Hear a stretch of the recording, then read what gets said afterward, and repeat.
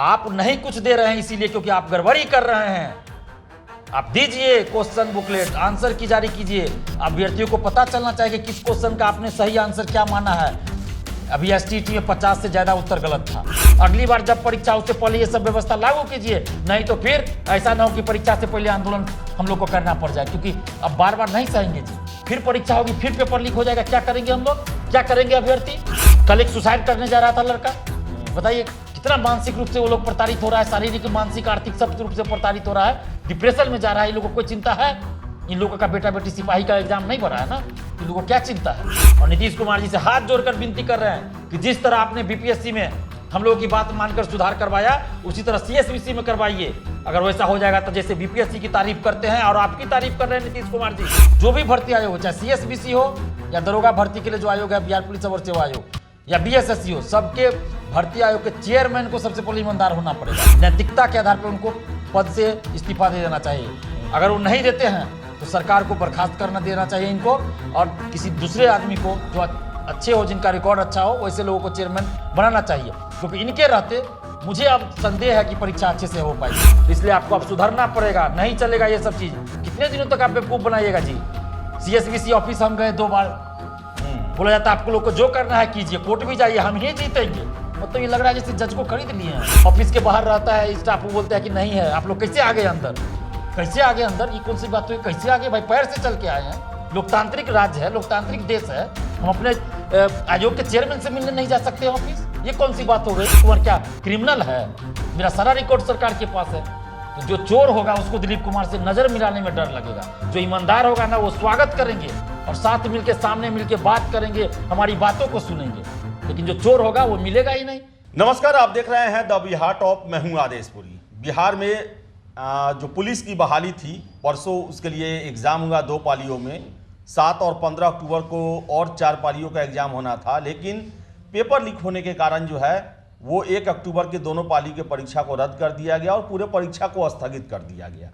लेकिन सबसे बड़ा सवाल है कि जिस तरह बीपीएससी पिछले साल 8 मई को उनका पेपर लीक हुआ और उसके बाद बीपीएससी ने जिस तरह सुधार किए, अपने कार्य प्रणाली को बदला, क्या वैसे ही अगर सीएसबीसी अपने में बदलाव नहीं करती है तो क्या इसकी कितनी गारंटी है कि आगे भी जो परीक्षा लिया जाए उसमें गड़बड़ी न हो।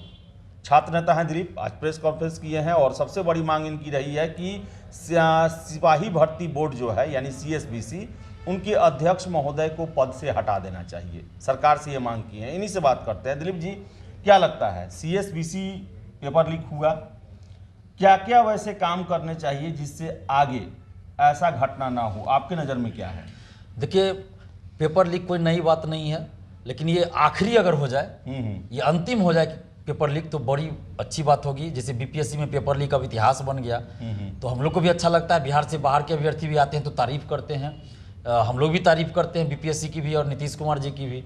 तो सीएसबीसी द्वारा पेपर लीक और अन्य भर्ती आयोगों में जो पेपर लीक होता है वो अंतिम बन जाइए 1 अक्टूबर वाली बात, तो बहुत खुशी होगी। बिहार के लिए भी अच्छी बात होगी, बिहार के अभ्यर्थियों के लिए भी होगी। तो अब इसके लिए सरकार को प्रयास करना होगा, कड़े कदम उठाने होंगे ताकि आगे से किसी भर्ती परीक्षा का पेपर लीक ना हो।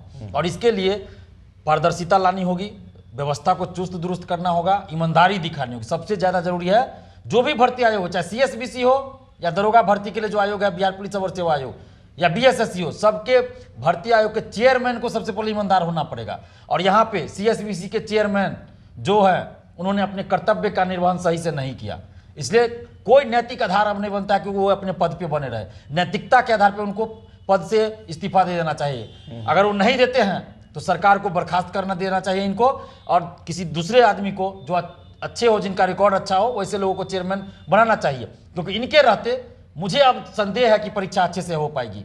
और नीतीश कुमार जी से हम मांग कर रहे हैं कि सबसे पहले चेयरमैन को हटाइए और उसके बाद सीएसबीसी ऑफिस के अंदर कौन कौन वो अधिकारी कर्मचारी लंबे समय से हैं, देखिए उनका रिकॉर्ड कैसा है, नहीं है, संदिग्ध लगे सबको बाहर कीजिए। जिस तरह बीपीएससी ऑफिस से बाहर किया गया कुछ लोगों को, देखिए कितना सुधार हुआ, उसी तरह सीएसबीसी से भी कुछ लोगों को बाहर करना पड़ेगा, तब सुधार होगा।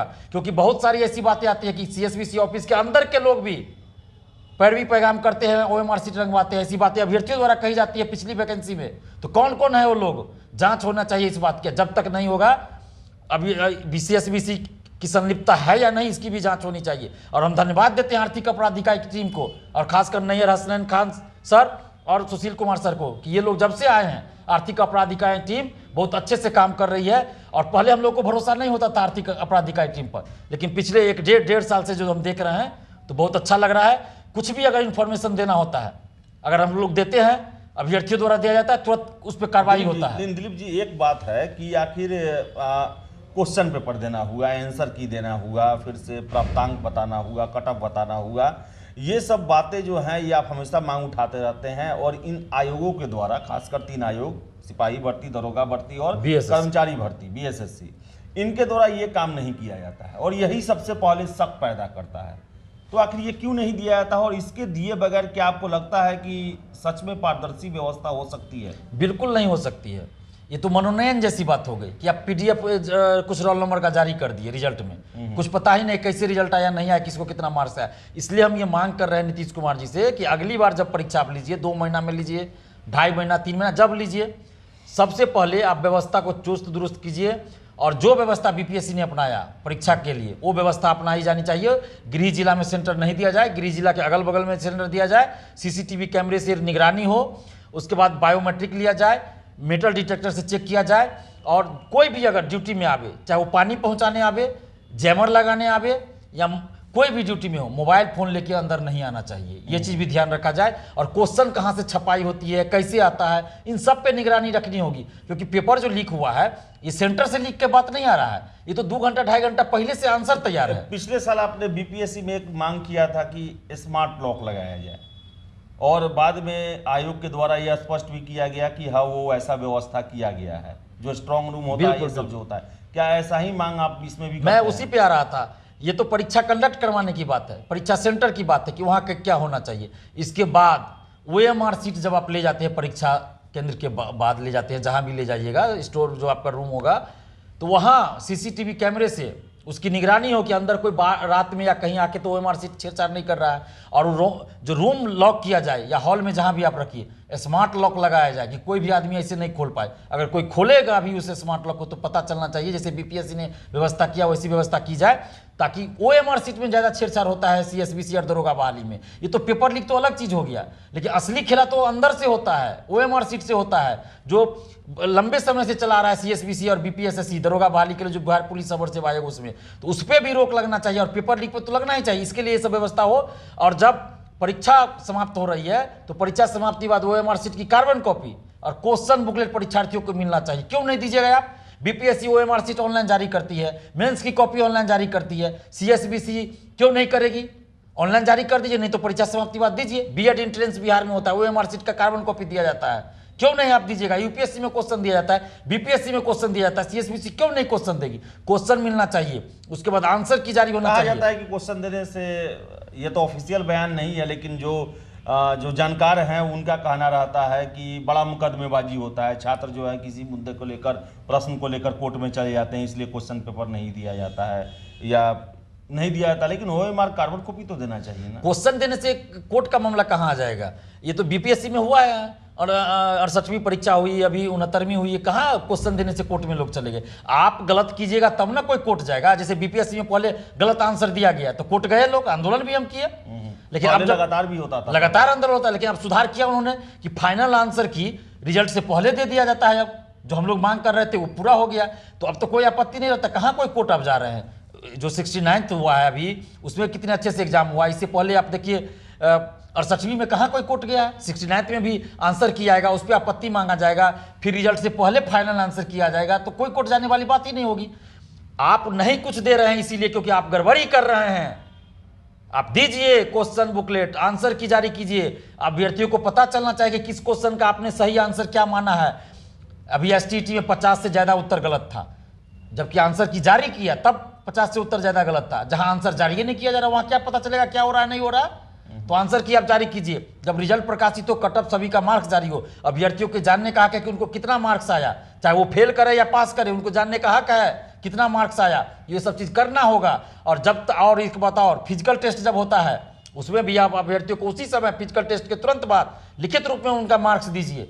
अगर उनको आपत्ति हो तो उस आपत्ति को दर्ज कीजिए, उनका समाधान कीजिए। आप CCTV कैमरा लगाते हैं ना, नहीं लगाते तो लगाइए और वीडियोग्राफी कराइए और दिखाइए कि कहाँ कैसे वो दौरा है, क्या किया है, नहीं किया है। क्यों नहीं आप दिखाया? अभयानंद जी के समय होता था ना, 2 बार 3 बार अभ्यर्थियों को बाद में अगर कोई किसी को लगता था कि हमारे साथ अन्याय हुआ, वो जाते थे 2 बार 3 बार, वो दिखाते थे, अभ्यर्थी संतुष्ट हो जाते थे। अगर आप ईमानदार हैं तो आप ये सब चीज कीजिएगा, नहीं कीजिएगा तो हमने पहले भी कहा था, आज भी कह रहे हैं, आप पे उंगलियां उठेगी, आपको ईमानदार नहीं माना जाएगा और इस परीक्षा को हम लोग परीक्षा नहीं मानेंगे। इसलिए ये सब चीज आपको करना पड़ेगा। जब तक नहीं कहिएगा, जब तक ये सब चीज नहीं लागू कीजिएगा, विरोध झेलना पड़ेगा। सिर्फ दिलीप कुमार का नहीं, अब एक अकेला दिलीप कुमार नहीं, अब हजारों दिलीप कुमार पैदा होगा, हर जिला में दिलीप कुमार पैदा होगा। अब देख लीजिएगा, आपके भ्रष्ट सिस्टम के कारण आज एक दिलीप कुमार नहीं बल्कि हजारों दिलीप कुमार उतर जाएगा सड़क पे। आपके भ्रष्ट सिस्टम की वजह से एक दिलीप कुमार उत्पन्न हुआ ना, अब आपके भ्रष्ट सिस्टम की वजह से हजारों लाखों दिलीप कुमार खड़ा होगा। तो इसलिए आपको अब सुधरना पड़ेगा, नहीं चलेगा ये सब चीज। कितने दिनों तक आप बेवकूफ बनाइएगा जी? CSBC ऑफिस हम गए 2 बार, बोला जाता है आपको लोग को जो करना है कीजिए, कोर्ट भी जाइए, हम ही जीतेंगे। मतलब ये लग रहा है जैसे जज को खरीद लिए हैं, ऐसे बोले कि कोर्ट भी जाइएगा, हम ही लोग जीतेंगे, आप लोग नहीं जीतिएगा। इस तरह का बयान दिया जाता है। मतलब कैसे समझ गए कि कोर्ट हम लोग जाएंगे तो यही जीत जाएंगे? मतलब पहले से ही बना के दिए हैं कि जज को दे देंगे, यही डिसीजन दीजिए। इस तरह का बयान होता है। चेयरमैन सर से मिलने गए, नहीं मिले चेयरमैन सर 2 बार। बोलते हैं उनके जो ऑफिस के बाहर रहता है स्टाफ, वो बोलते हैं कि नहीं है। आप लोग कैसे आ गए अंदर?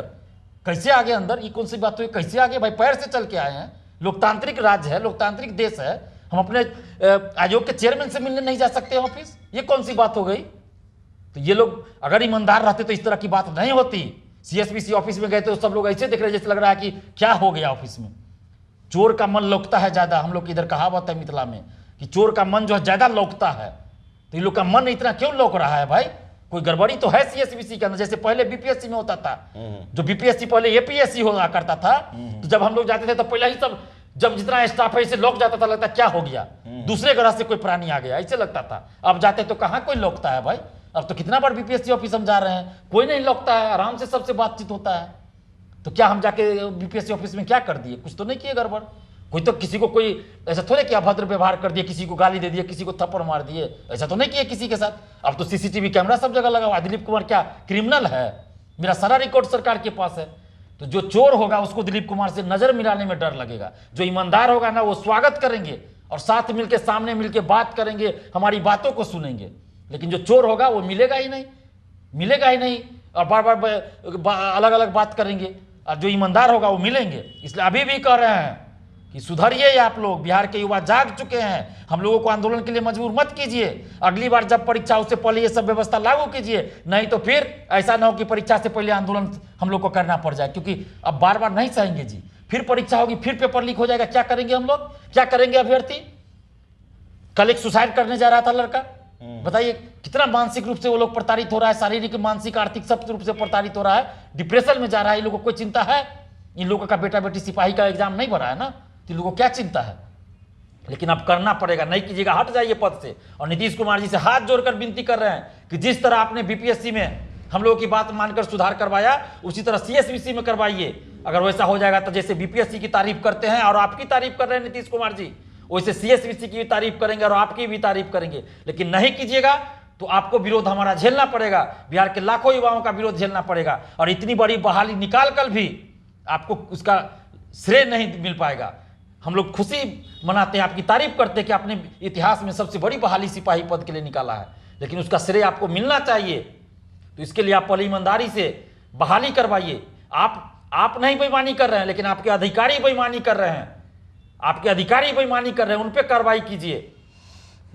तो दिलीप जी थे और काफ़ी नाराज हैं चूँकि पेपर लीक हुआ और लगातार जो है पिछले 1-1.5 सालों में देखा जाए तो बहुत ही महत्वपूर्ण परीक्षा BPSC, BSSC और अब सिपाही भर्ती, इन तीनों में पेपर लीक हो गया। और आयोग का जो है अगर देखा जाए तो BPSC छोड़ के किसी भी आयोग का कार्यप्रणाली नहीं बदला है।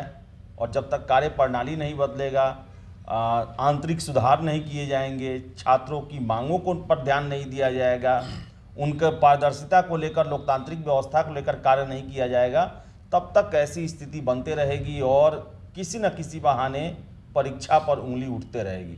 तो आशा करते हैं कि सरकार जो है इस पर सकारात्मक कदम उठाएगी और कार्यप्रणाली को बदला जाएगा और साथ साथ जो भी गड़बड़ करते हैं उनको भी पकड़ा जाएगा और पूरी व्यवस्था को फिर से सुचारू बनाया जाएगा, लोकतांत्रिक बनाया जाएगा और जिस पर कि छात्रों का विश्वास भी हो।